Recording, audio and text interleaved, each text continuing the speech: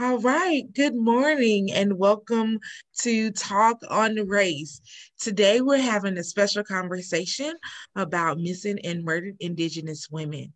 But before we get started, we always like to start with our land acknowledgement. The Lower Cape Fear YWCA serves the people located within the Lower Cape Fear region. This land once thrived with life from indigenous peoples, known today as the Cape Fear Indians and the Waccamaw Siouan Indian people, living in established settlements along the Cape Fear River and Lake Waccamaw, along with many other established sites in the region. We need to protect and honor the history of these places. Indigenous people are not relics of the past.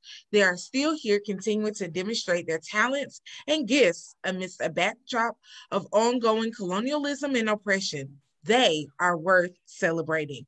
We hope our land acknowledgement statement will inspire others to stand with us in solidarity and to inspire others to stand with us in solidarity with Native nations. So again, good morning and welcome to Talk on Race. I have an amazing panel joining us today. If everyone can introduce themselves, we'll start with Jane. Hi, I'm Jane Eagleheart Jacobs from Tuscarora Nation.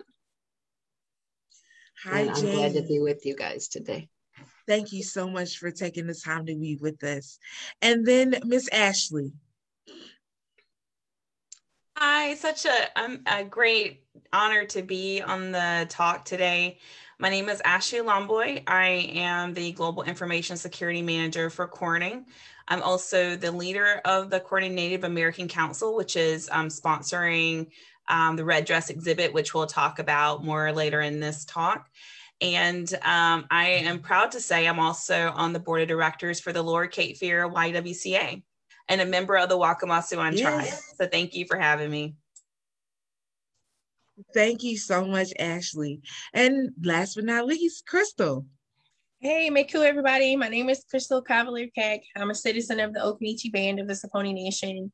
I am the executive director of Missing Murdered Indigenous Women North Carolina Coalition. That's a mouthful, but it's a nonprofit that was started a year ago, bringing about awareness of this issue in North Carolina. I'm also a student at the University of Dayton working on my doctorate. I am 4 semesters away from graduating, so I cannot wait. You're almost done. Yeah. And I'm also a community organizer. Currently, I'm working with Native Organizers Alliance, just, organizing in Native communities. Thank you so much, Crystal. And as you were talking about your roles, can you please define for the audience what Missing and Murdered Indigenous Women, what that is, and then also what the movement is of Missing and Murdered Indigenous Women North Carolina? Do you want me to take it? Yes. Okay, so Missing Murdered Indigenous Women, so MMIW, that just stands for Indigenous Women who've been missing or have been murdered. And it's a movement that started in Canada and it crossed the line, right? It came into the United States. And what they're doing is they're bringing light to these issues of women who are often invisible.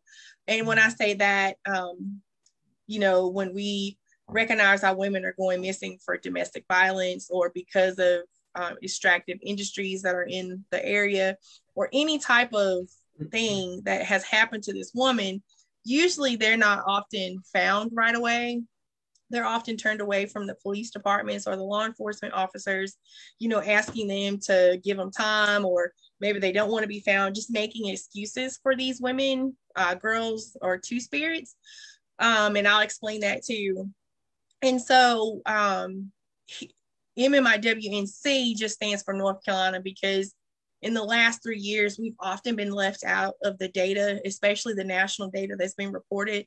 So especially from the Seattle Urban Indian Health Center. We've been left out of those reports. There's a lot of federal reports that North Carolina has been left out of. And considering we're the largest tribe or the largest community east of the Mississippi, I honestly think we should be included in these reports because we do have a large indigenous population here. So the terms that go with MMIW are MMIWG, G stands for girls, and then it's MMIWG2S, which means Missing Murdered Indigenous Women, Girls, and Two Spirits. And then a new term that they are bringing on is MMIWR. So that just stands for relatives, which encompasses all of it. So that means that, you know, our men, women, girls, two spirits, boys, all of these people are going murdered or going missing at an alarming rate. So Jane or Ashley, you want to jump in there? Yeah, Crystal did a really good job of describing it. And one of the things with putting the NC behind is, you know, bringing awareness to the huge issue that's here. Like she was saying, we are got the biggest amount of Native American people east of the Mississippi. So us being included in that database is definitely a must and something that, you know, we're going to strive and work for to make sure we're included and our voices are heard. I live in Wilmington, but I'm from Robeson County, which is, you know, an hour from here. The amount of missing and murdered Indigenous women just in that county alone is through the roof. So we're rallying together to do what we can to fight this.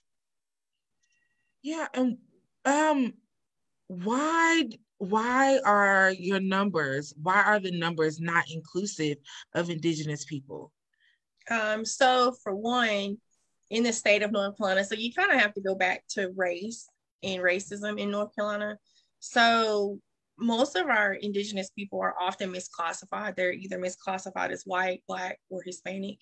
And, you know, I looked into that, and that is it's like a policy, right? Because I've reached out to like our local law enforcement agencies and I've asked them why they do not track that data. And it's basically, they're just like, well, we just visually mark you down with what we think you are instead of asking. And, you know, it's been kind of eye-opening. I've tried to reach out to like the Department of Public Safety to address that issue. And what I've noticed is you're going to have to get it on a General Assembly level for the state to like advocate for that, for them to change those policies. And again, it just goes back to the invisibility of Native Americans as a whole. Even though we do have a Commission of Indian Affairs, I still think that there could be more organizations or more departments that really uplift our Native people to have a seat at that table. Or I can't remember the quote that Ashley said last year, but it was a very profound quote. Yeah, and I want to jump in here and thank you, Crystal and Jane, for all your, I'll say, doing the legwork about bringing awareness to missing and murdered Indigenous women here in North Carolina. You know, some of the things that Crystal has shared with me over the years has just really, I think, opened my own eyes. And I think also the why, as far as domestic violence against women, and some of the support that we're doing. So I'm really happy to be a part of an organization that's being a good ally, an example of what a good ally looks like. But I want to unpack some of what Crystal said around domestic violence and sexual assault that is sometimes precursors to missing and murdered Indigenous women. The stereotypes of Native women that dehumanize us and how we get to that point to dehumanize Native women. It comes from these stereotypical mistypes of calling us Pocahontas and dramatizing us to the point to where, you know, we're become these mystical, mystical creatures that were not real, selling our costumes as like sex symbols in stores and people dressing as us, you know, are ways that we become dehumanized. And because we make up only 2% of the population in the United States, the likelihood of people actually coming in contact with a Native person is a lot unlikely. And so whenever you think about that in context of the only, you know, in most cases, the only experience or interaction people are going to have with Natives is what they see in the commercials or this commercialized viewpoint of us calling us squaws and dressing as sex symbols really is the foundation of what leads to this domestic violence and sexual assault. Being 84% of Native women are going to experience that in their lifetime. Some of the Say things that statistic again. 84% of Native women is going to be either sexually assaulted or be in a domestic violence situation in their lifetime. Wow. Yeah, and I think we saw that last year when we did the yoga in the park in the Cape Fear, where we did it at the Waccamaw Siouan tribe. And I know we had a talking circle right there after, and it was really eye-opening. And a lot of the women opened up to domestic violence in their own lives and what they had seen. And even for my own self, really putting the piece together. And I said, I think it is about 84% of the Native women I know have been in a domestic violence situation. I support that statistic. So, it's things like this and being able to talk about it, like in these talk on race. And like I said, the great work that Crystal and Jane's been doing here in the state to bring awareness to this has been really supportive. So. And I wanted to add to Ashley real quick with the things that she was saying. Another problem, like she was saying, everybody with the Pocahontas thing. Pocahontas was actually the first victim of sex trafficking. She was a child, and where we run into other issues to add to what Ashley had is that Native women are fetishized. If I'm saying that correctly, I can tell you, multiple times through my lifespan where, there's been Caucasian men that all, I've never had a Native woman before. I would love to try that. We've heard that, you're better than the rest. And, I wouldn't want to be in a relationship with you, but I would love to try you. So not good enough for a relationship, but they definitely want other things from us. And, that's really sad. That is really sad. And so in this description of dehumanizing Native women, are these the circumstances that typically surround women being abused and women being murdered and going missing? Some of them that has a huge part with it. Another part that I would say is that everybody's always trying to, like, I don't know how familiar you guys are with like reservation living or being around predominantly Native American tribes. There's a lot of poverty, and there's girls that, they want that fairy tale, they want that way out, they want the big home. So we get mixed up with men that we have no business being mixed up with. And Crystal was speaking earlier about the extractive industries. When you have an extractive industries, you have the man camps that go along with those. And if you want a man camp, you would think if you've seen like a military movie where they were showing, the guys in Afghanistan and they have the big canopy things, and that's where they live and everything. So around the extractive industries, that's where the man camps come in. And the men are just tons of men, and they're usually on the borders of the reservations because, that's where they're going to try and, run their pipelines and everything through. And when you have all of these men, and then you have drugs and you have alcohol involved, and you have these girls wanting to be wined and dined, these guys take our kindness and they take it to a different level. Yeah.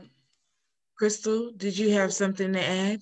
I did. I just want to say I had wrote a few notes down here. I did want to thank the several Indigenous women leaders that have come before me from our tribal nations in North Carolina who saw these blind spots that have existed for too long. I did want to say that during the research that I have done, I've done a lot of like sunshine requests for the state of North Carolina and FOIA requests for the FBI, and I've seen patterns of police just dismissing concerned families. Like I told you earlier, with the excuse that runaways always come back, coroners dodging paperwork, and they scrawl other next to the line titled race, and then they often misclassify our women as accidental death or suspicious death, which makes it difficult to classify the women as being murdered. And that's the problem that we're seeing now with most of our data. You know, we've often seen government officials from top to bottom, and they just hoard this kind of power that keeps this crisis alive. Like, I always look at this type of thing, like, you know, we see these organizations, there's an organization created to like get rid of the problem, right? But they're not really getting rid of the problem. They're just putting a Band-Aid on the problem and not really getting to the solution. We've seen kind of a community loss from all of the centuries of kidnapping and raping and enslaving our Indigenous women and girls, and even from our race being changed on the census records. So you kind of have to look at race and eugenics back in the 1920s and how our Native people were changed to colored, and then they were changed from colored to mulatto, and then mulatto to either Black or white. And you kind of have a community who has lost the respect for women, and our Native men who have forgotten how to be a protector, respect, and talk to women as an equal. So like Ashley was saying with her yoga circle last year, you know, my mom could have been MMIW. Like, she is a survivor of domestic violence. And, you know, I was her witness, and I saw this growing up. And that's something that I really did not want to have that pattern in my life. And, you know, we've just been stuck on this acknowledgement problem. And I do see it, like, I see it coming full circle here in North Carolina, but we have to get past acknowledgement of this issue, and we really have to hold these elected officials and our police officers their feet to the fire, because you look at police officers, they protect property, but really they need to be protecting people. And you know, they actively finger point at each other and other departments, and it's very detrimental to our cause. Like, I've seen a lot of back and forth between the Lumberton Police Department and the Robeson County Sheriff's Department saying that this is not in their jurisdiction, when they could totally work together and have reciprocity among themselves to solve this case, because, you know, we're witnesses to these horrific acts of violence, and they just, you know, they just keep finger pointing. So those are some things that we need to do. And until we get women like Ashley and Jane and, you know, other people in our community involved and stand up, like, we collectively have to stand up and work together and not be in silos. That's what I've seen when doing this research, because that's what they want us to do, is not work together across BIPOC communities or cultural lines. They want us to be alone so they can alienate us, because you know, I mean, this has just been happening for years and years and years. And, you know, I don't know if Ashley or Jane said it, but, you know, most of North Carolina tribal communities don't live on that reservation. So we don't get those protections from the federal government like they have, like the federal government laws that they started, like, I can't remember, like Savannah's Act, or those things that are specifically for reservation natives. I do have a question about something you said, Crystal, when you were talking about the dismissal nature that comes along with sexual assault and abuse. And I know in a couple of the other talks on race, we did do a talk on race domestic violence, and then also a talk on race public safety. And that was something that came up in both of those instances, is how do we navigate these assaults in partnership with the law, and navigating the assaults when we in a way to create safe space for victims, one, not to be victim blamed, because, you know, regardless of the short skirt, regardless of the low cut top, regardless of the flirting, that does not give anyone permission to take advantage of your body. That doesn't give anybody permission to sleep with you or to assault you. And so a lot of times victims, you know, especially women of color inclusive, when I say color, get a lot of the victim blaming. And then after the victim blaming, they get a lot of dismissive statements, you know. And so, you know, I wonder, you know, how do we work on creating a safe space for victims to come forward and say, you know, this happened to me. What are my next steps? What do I do? And then, you know, and also, what does that do for law enforcement, and what can law enforcement do more to kind of help bridge that gap? So this is just my personal opinion, and just my opinion about this. We're going to have our law enforcement officers, they're going to have to learn how to be working in the communities, right? Like, again, they're not working in the communities. They're not working for the people. They're, I hate to say it, some of them have been corrupted by the system. And when you get to that level in your law enforcement agency that you don't see a victim anymore, you just see work or whatever, you just need to retire, because I think they have been worn out. Maybe they have PTSD, you know, I mean, it is very traumatic, the things that they're dealing with, but they also need to understand our culture. Again, North Carolina is very unique. We're we're first contact tribes here in North Carolina. So we were assimilated a way more than, or way quicker or way earlier than the tribes out west. And during that assimilation, you know, we did lose a lot of our culture and a lot of our language, but we still kind of kept our own culture because we grew together what we could piece together, and we had our tribal communities. But when you have law enforcement officers who are not from our tribal communities, or not from our communities, or not from our areas, they don't know those kind of nuances or those types of things that they need to know to help keep us safe. For example, they often look at people of color as a threat just because of the color of their skin. And that's just like a system 2 type thinking, or a system 1 type thinking, right? Like, it's just, you know, they react before they even think about it. And so we're going to have to actively engage the police officers. I know they're going to have to go through some type of training, but they're going to have to do more than just check the box on that training. They're going to have to be engaged. They're going to have to understand they need to do like a training. They need to have a liaison, especially in North Carolina. For each of the law enforcement agencies, they need to have a liaison, a community liaison that can go into the communities. And you have to understand that, like Jane was saying, it's a lot of poverty around our tribal communities. And, you know, rural poverty looks very different from city poverty. And, absolutely. You know, I could tell you, like, we grew up eating like beans and corn and vegetables, and we had a house over our head. We couldn't be in the streets because who's going to be out here? We're going to get run over by a car, but we didn't have a lot of money. And then you go into the city and you see a lot of kids who are the same thing. They eat the same thing that I ate, but they have quick access to gangs, to things to try to help heal their trauma. So the police are going to have to work with our communities. They're going to have to understand our traumas and understand our problems. Ashley, Jane? I wanted to chime in there.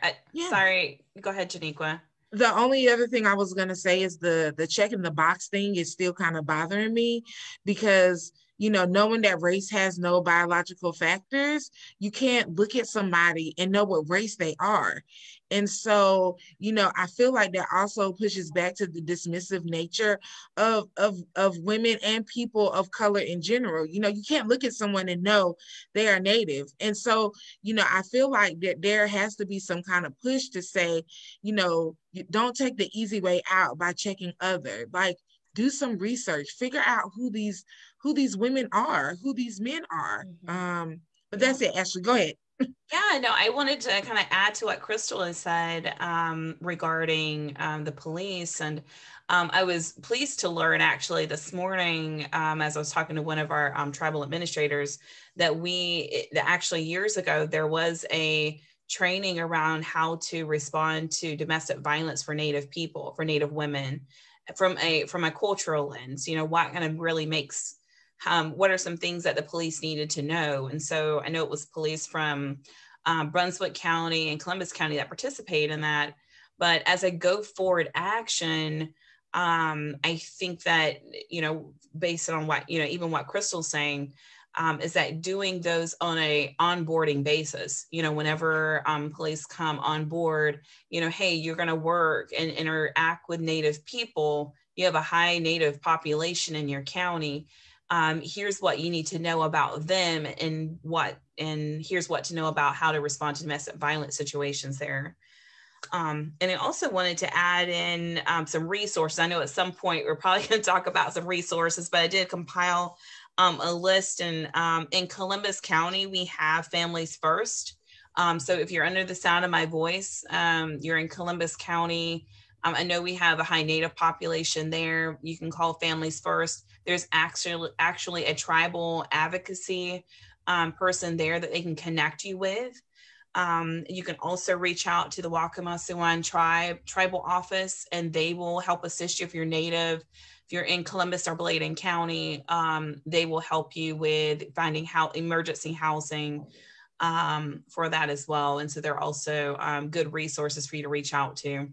Thank you. And if you're in other areas, so if you're outside of Columbus or Bladen County, I believe there's a hotline number at the commission that you can call. And I don't think I have that number written down, but we'll post it. We'll share about some of our resource locations later, but there's a number that you can call to get some assistance there too. Go ahead, Jane. I just wanted to add on that too, that when you look back historically, another problem that we run into is Native Americans don't have a very favorable relationship with law enforcement. We're very distrustful of law enforcement. There's things that we might say to each other that we wouldn't, say to law enforcement as far as like with these cases going. And with not having that trust, and then they harbor and they make these things keep happening. There was a very high profile case from Robeson County, 3 cases, 3 girls. Rhonda Jones was found naked and murdered upside down in a garbage can. Christina Bennett was found at a house right in the same area, naked, shoved in a hutch, a China hutch. One of their friends, Megan Oxenine, she spoke on the news about her friends. 2 weeks later, she was murdered and naked, laying on the side of the road. But one of the ladies, Christina Bennett's mama, I spoke to her the other day, and she said that the police are telling her that, you can't say your daughter was murdered. How can you not say that? It's obvious, because nobody can put themselves in a China hutch naked and kill themselves. Nobody can put themselves upside down in a garbage can. These ladies were murdered, but they won't put it as being murdered because the autopsy on all 3 cases were inconclusive, that they could not figure out how these girls were killed.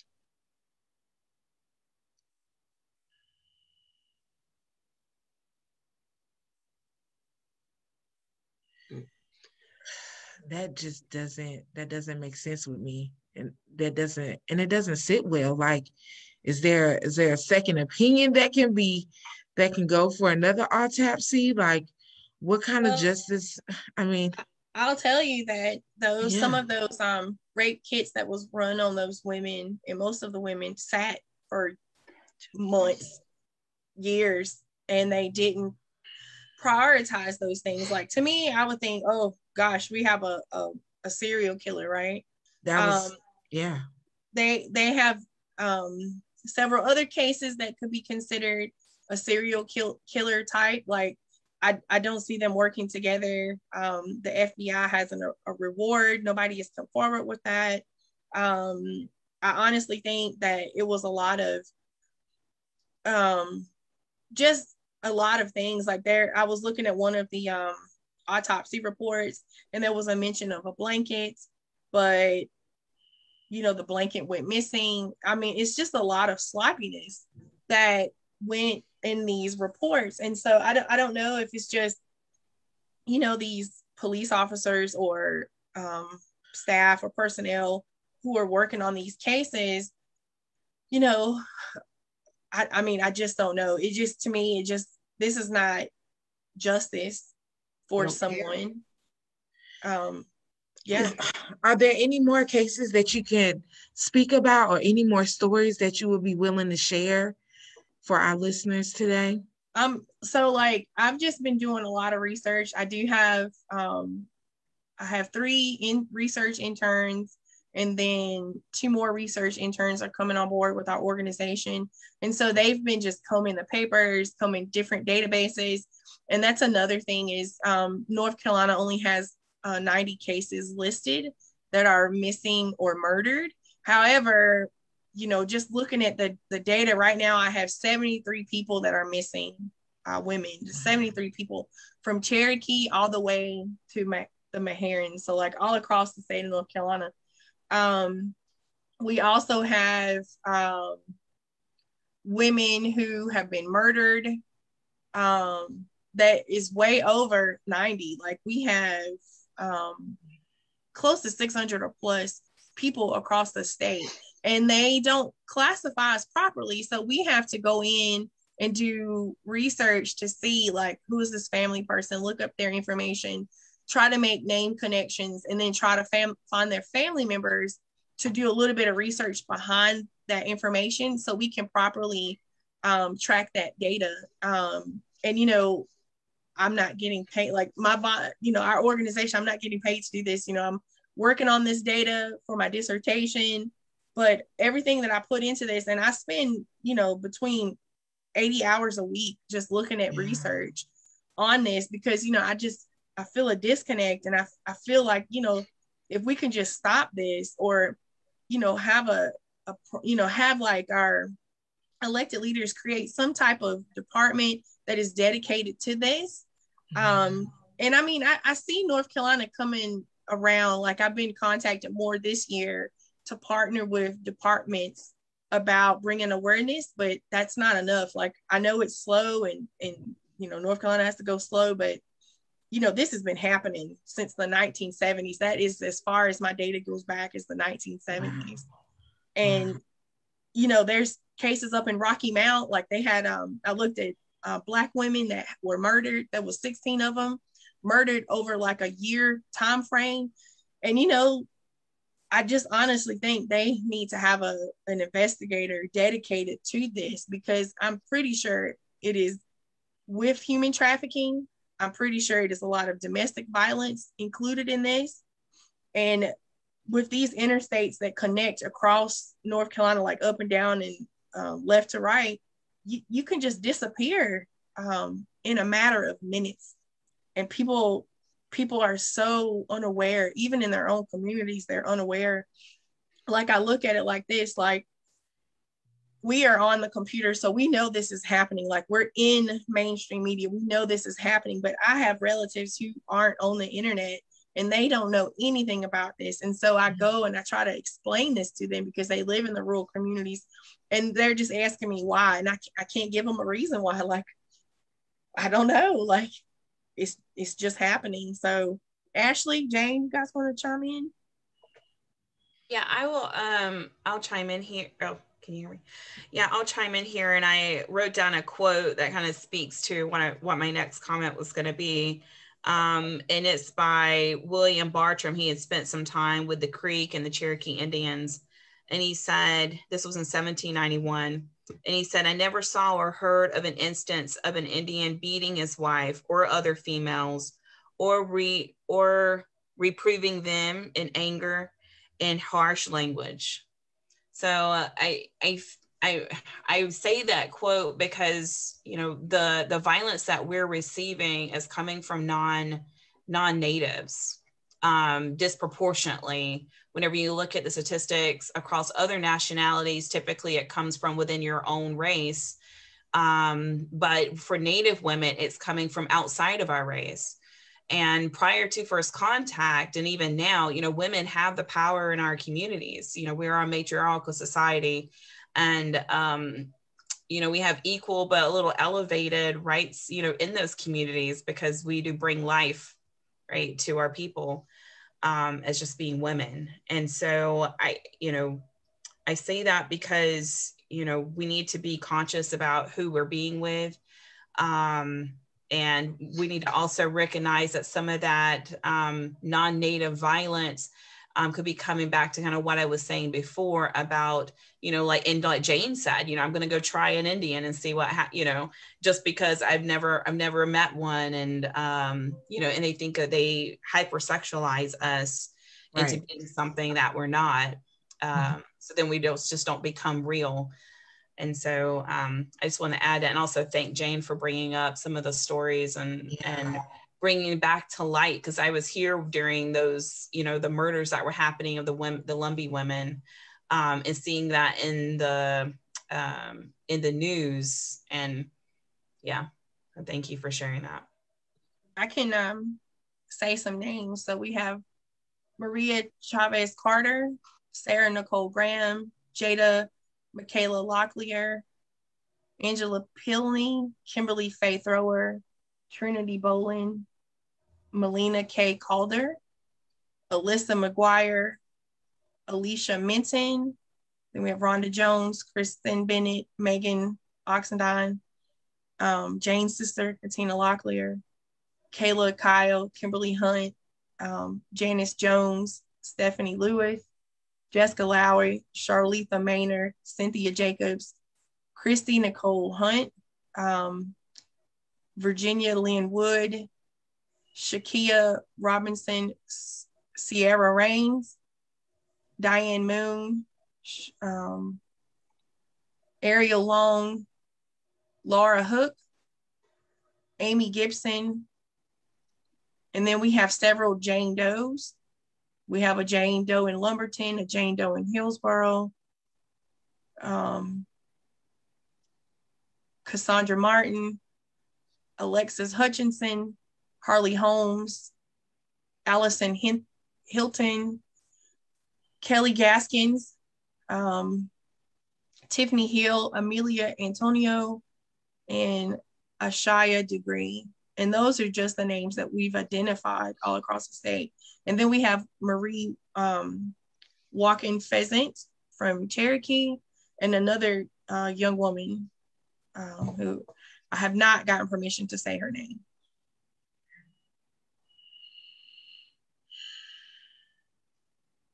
Thank you for sharing those names. I think it's important for their names to be spoken, and for us to bring our audience in to say, like, this isn't just a topic, these are actual people.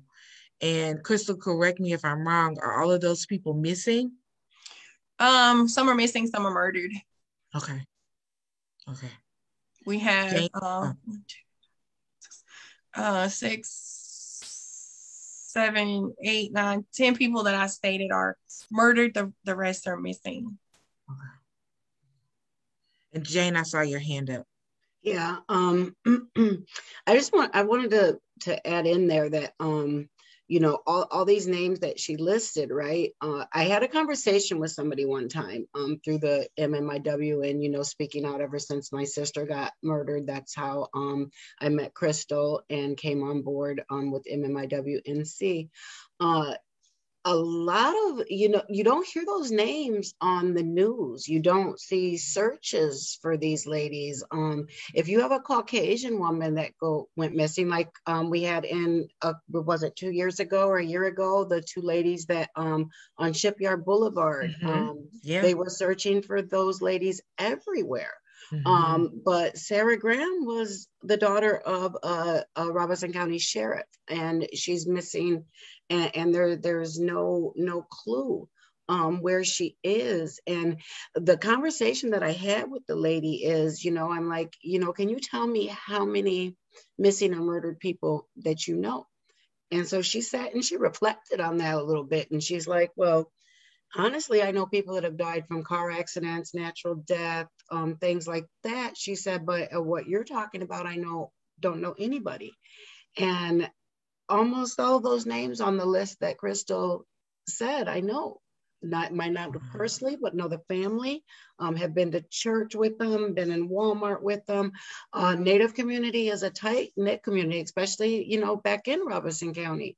We know who each other are, but other people don't. And it's like, if we would get the same amount of care that went into looking for Caucasian people, maybe we could get some answers to why our people are going missing. But when they don't care, law enforcement doesn't care. They throw back so many times on a person's lifestyle or their habits as the reason why they're gone. The only reason why I would be gone is because somebody took my life, not because I would go willingly. And knowing that these people are missing, and my son, his aunt was murdered 5 days before Christmas in 2018. My son's 19 years old. My son doesn't let me leave the house by myself. There's people that know, hey, if I don't come around, look for me. I wouldn't leave my family. And these names that she cried out, Abby Patterson. Now she is a Caucasian girl, but she's missing from Robeson County. Same area with Megan Oxendine and Rhonda Jones and Christina Bennett, that same area, missing. And it's like nobody, who's looking? There's a question from the audience that says, how can we get the media to pay more attention? So with MMIW and MMIWNC, are there any initiatives currently to partner with the local media and other media sources to get these names and to get this circumstance out? So Jane and I, we work with a local reporter, but this is the thing with media. And I hate to be so frank about it, but if the editor doesn't think it's going to sell their newspaper, they're not going to put us in there. And I hate to say that, but until we get more people making comments saying, why are we not seeing our people? We need to see more Native focused or Native things in here. This is about our people. Until we get the community to get in an uproar and speak out against it, they're not going to change their ways. Like yesterday, I just had a guy reach out to me about Deb Holland's new initiative that she created. And he did ask, were there any more cases? And I told him how many more cases that we've seen. But again, until we get a cultural shift and maybe have our own sources of media, so like more media that would be considered mainstream media, so like Indian Times or Indian Country, we're going to have to just work together and get those things elevated and uplifted. So Ashley, Jane, you guys have any ideas? No, go ahead, Jane. I was just gonna say, I mean, I agree with Crystal. I think, we have to get, but I think it starts with awareness. And so we'll talk about that later, about how we plan to do that in Cape Fear and to educate people. I think education is the foundation of learning. You can educate individuals who are open-minded to listen and learn, that you can start making movements. And I think that what I saw happen with MMIW, with, like Crystal said, is starting really in Canada. And then when I learned about it, I was like, oh my goodness, I can't believe this is happening. And so it was my own education that kind of led myself to opening up to what was actually occurring. And so, I do agree that there needs to be some working together from the state level to get this moving and to get the women found. Absolutely. Go ahead, Jane. One of the things, to go along with what Crystal and Ashley were saying is, you have a different level of way things are done from federally recognized tribes to state recognized tribes, where you might have more resources for the ones that are federally recognized. My issue with that is I'm Native no matter what state recognizes me, or federal or anything else. So if we could, I don't even know how to say it, that it shouldn't matter if I'm a federally recognized tribe, a state recognized tribe, it shouldn't matter. It should be the same level of care from these police. I've said before that if you had, I'm gonna go ahead and call him out, Bernice Wilkins, if your wife was missing, you would move heaven and earth to find her. but you'll move heaven and earth to find a drug dealer, but you won't move heaven and earth to find Sarah Graham. And that was one of your employees' daughters. So, you know, until our life becomes important, like Ashley said, we're matriarchal society.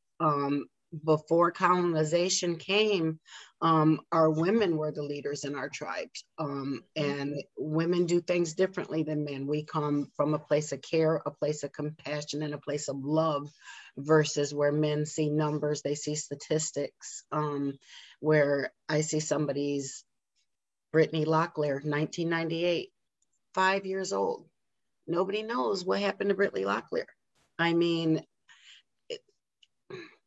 I just don't understand how all these things can keep going on. And I know Robeson County is a big county, but somebody's got to know something. If laws are saying that there's not a serial killer there, you need to go be a barista, because we know there's a serial killer in Robeson County. There's not a doubt. Yeah, absolutely. You know, I want to add that it's going to take all of us. So when we look at our tribal communities, you know, we often think of our elected tribal leaders, but we also have traditional leaders, and we also have grassroots leaders. And with our elected leaders, all three of these people have to work together and sit at the table. So if you have an unbalance of just, you have a traditional leader who's always in charge, but they're not listening to the grassroots people or the elected leaders, you're going to have an unbalance. The same with grassroots and the same with elected. If you're not working in a triangulation at the same table, and you're not working towards a collective cause, something is going to get missed and dropped. And so what I've noticed now is we do have to work together with these three people. So I would consider myself as grassroots, right? Because I am working for the people. So we need more traditional leaders and more elected leaders to be at this table, because it takes all kinds to make this world go around, especially in a tribal community, because you have people that are doctors and lawyers. So you have people who are down on their luck. And we have to remember that we survived, we thrived, and we got where we are because our ancestors helped us get here, right? And we have to continuously work together as a community and stop being all about me and be more about a community. Because I've seen it, right? Like I've seen in this pandemic that we've backed away from community, and it's all about me. And we need to start thinking together, right? As a nation. What is it? Think like a nation, not like a reservation. Yep, we need to exactly start what it is. thinking together as a community. So speaking about community, how can our community support MMIW and the MMIWNC? How can we support? How can our listeners support? What can we do? I think a great place, if I can actually share, is to like their Facebook page. There is a lot of resources on their Facebook page. If you want to stay up to date with, the cases, who's missing, you can share from their Facebook page these women's faces, and you can share their stories. That will be my first suggestion. But go ahead, Crystal. So yeah, the Facebook, we have a social media account. We just got a social media intern, which I'm so excited about, because you kind of get overwhelmed when you're doing all these things. And so now I have an intern that's doing those things for us, and highlighting the different news that needs to get out there. But our page, MMIWNC.com. So MMIWNC.com. That's where we're going to live stream our rally that's happening on April the 24th. And we're always going to do that the fourth Saturday of April. And reason I picked the fourth Saturday is because it was in between the Halawa Saponi and the Lomboy powwow, because I just want to be respectful of people's powwows, right? Because I don't want to put it on their date, because I don't want to compete for interest. And maybe next year, if COVID goes away, we will have a march like we did the first time, because I really think having awareness marches, it not only lets the government know that we're still here, but it lets other people who are eye hustling or ear hustling know that, you know, we're here and they need to pay attention to this cause, because until we start advocating or being our biggest advocates, nobody's going to listen to us. So Ashley, Jane. And also on May 5th, all across Turtle Island is MMIW Awareness Day. We wear red on that day to honor our missing and murdered sisters. And, you know, to be inclusive on that day, maybe wear red with us. Make it a point on May 5th to find the Facebook page, share, and share. Maybe somebody, you know, in Ohio can see somebody that's missing from down here, and they can go home. Also petition your congressmen and your senators on our behalf. So these programs like Deb Haaland's got the one that's coming out, and the Savannah Act, to get these things highlighted and make sure that we have the resources that are going into these things so they can go into the communities that are most affected. And you know, just care about us would be my hugest thing. You know, when you are the forgotten people, when you're the thrown away people, you know, we were First Nations. We were here from the beginning. And now by the amount of murders and missing people that we have within our tribes, it's like we're the forgotten people. We're never going to go anywhere. We're going to always, you know, like I talk to people a lot that, you know, we do our traditional ceremonies and everything else. And when we're doing these ceremonies, we're not doing these ceremonies just for us. When we're doing the things that are for the land, and when we're fighting because of the water and we're fighting the pipelines, we're not doing this only for Native American people. We're doing it for each and every individual that Creator has put on Turtle Island. And so to have people fight for us the way that we're fighting for them would be, you know, a great thing. Well, in our last few minutes, I'm going to give way to Miss Ashley, who is going to share the new collaboration that the YWCA Lower Cape Fear is joining in to help bring awareness to missing and murdered Indigenous women.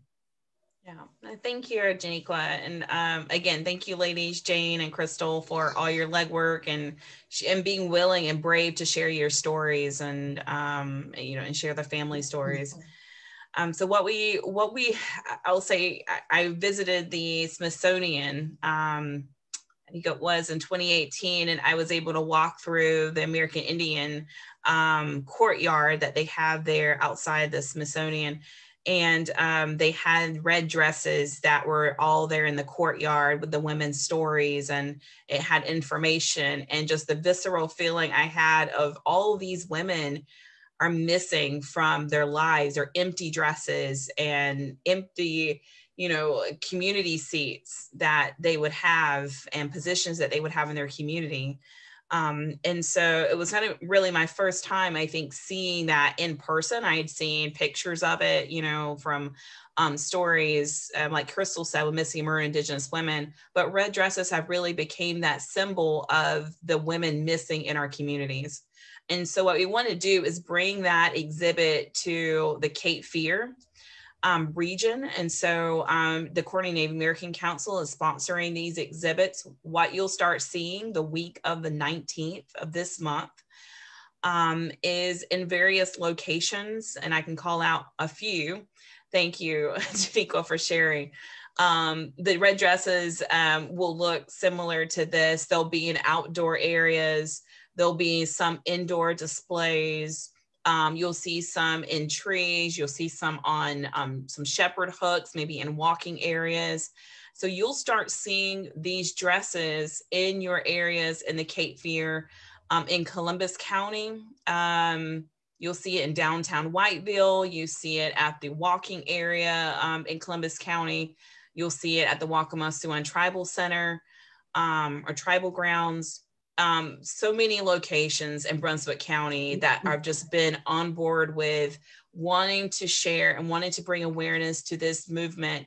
New Hanover County as well. I know we're going to have it at the Y. We're also going to have it at UNCW. So a lot of great collaboration with their diversity and inclusion office there. And then I can't leave out Pender County, who's going to have a few areas as well that they'll be showing the dresses. And so as you ride through and as you walk through in your walking areas, you may see these dresses in your area. We're also going to have a list of the locations out on the YWCA page. So if you want to actively go out and see them yourself, you can go to the YWCA page starting next week, and we'll have a list of the locations there. And the reason why we want to do this is all of what we talked about today. It's about bringing awareness. We want to show that we're a good ally to the community. We also want to help share the women's stories and help bring them home. So you'll see, along with the dresses, you'll see signage that says Missing Murdered Indigenous Women. It'll share about statistics that, that we brought up today in this talk.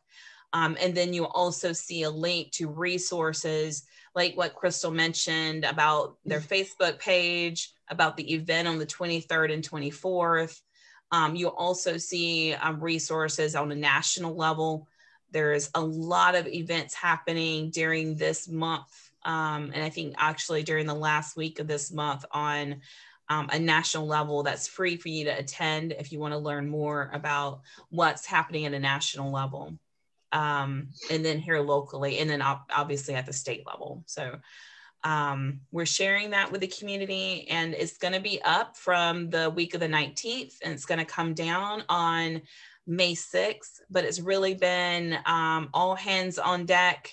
I can't thank Jhaniqua and the YWCA staff enough for the support and effort that they've put around bringing awareness to missing and murdered Indigenous women here in the Cape Fear region.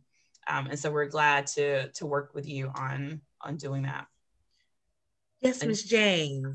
Jhaniqua, I just wanted to, I had in my notes here, and I just wanted to, address it. I know we're running a little bit short on time. One of the huge issues with reservations, and this is going to blow your mind when you hear this. So if a Caucasian person goes onto a reservation and they murder or rape somebody, us tribes, there's nothing that we can do about it. Right. We're not allowed to try them. Right. We're not allowed to arrest them. Now, if it was different, if, somebody from a reservation went, off of the reservation and did that to somebody, they would have the power to be able to pursue and put charges against them. But what's done on reservations by non-Native people, they just get to do it to us. Yeah, I totally agree. And that's, a lot of the sovereignty from our tribes have been stripped. And that's really kind of at the crux of what Jane's talking about is, even though we're sovereign nations and reservations, we don't have the autonomy to function like a state or federal government. So a lot of times you add that to the statistic of most of the perpetrating is happening from non-natives. You also add onto that what Jane said about, lack of being able to persecute them or not to try them, in tribal law or tribal court has been an issue. Thank you, Jay, for bringing that up. Yeah. Just add real quick about VAWA, so the Violence Against Women Act. So if it passed in the House, but if it gets passed in the Senate, there is a provision in there that will expand the jurisdiction of tribal authorities over non-Indians who commit a certain violent or sexual crime in Indian country. So it would expand beyond domestic violence offenses into areas including crimes against children, stalking, intimidation, sexual assault, and violence against non-Indians. And so the name of that act again? That is that Violence Against Women Act. It was like HR 1610, I believe. I can't remember the exact number, but it passed in the House. It's just now we're working on HR 1620. Yeah, 1620. Yes. We're just waiting for it to pass in the Senate. So that's really important.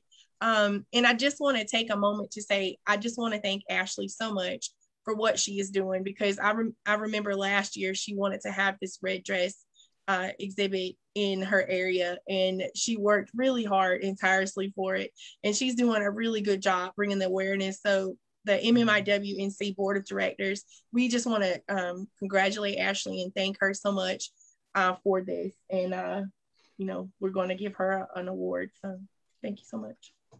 Thank you all. Thank you, Ashley.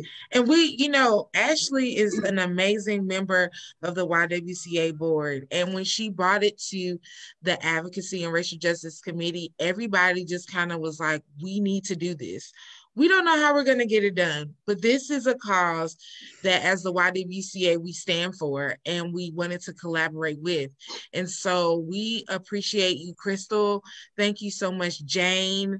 Thank you, Ashley. Thank you for sharing this time in this space with us. And thank you to all of our listeners. Yes, Jane, you got one more thing? One more thing.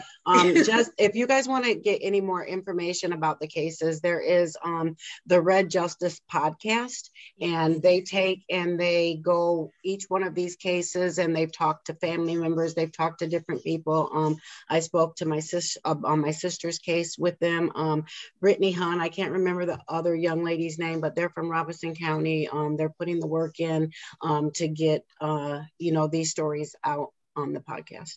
Yes, please tune in to that podcast if you would like to learn more information. And again, thank you, ladies, for joining us. Thank you to our listeners for joining Talk on Race.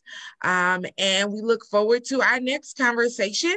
The next conversation will be the first Tuesday in May, and it will be about how to serve people who are physically disabled or have a neural disability, and how we can help bring equity and more awareness to that community.